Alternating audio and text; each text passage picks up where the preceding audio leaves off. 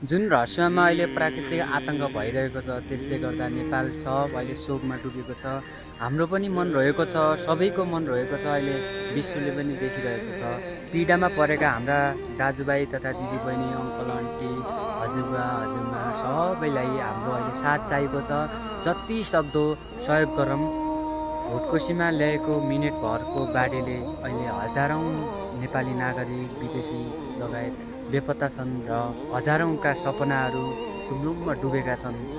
यसको कारणले गर्दा अहिले हाम्रो बुढी आमा के गर्दै होलिन्, सानो बच्चा के गर्दै होला, कस्तो अवस्थामा छन्, केही थाहा छैन, बेपत्ता छन्। कोही बाँचेका छन् कि कोही मरेका छन् कि केही पनि थाहा छैन। यस्तो अवस्थामा हामीले एकदमै युवाहरू मिलेर, सबै नेपाली जनताहरू मिलेर हामीले सहयोग प्रदान गर्नुपर्ने हुन्छ।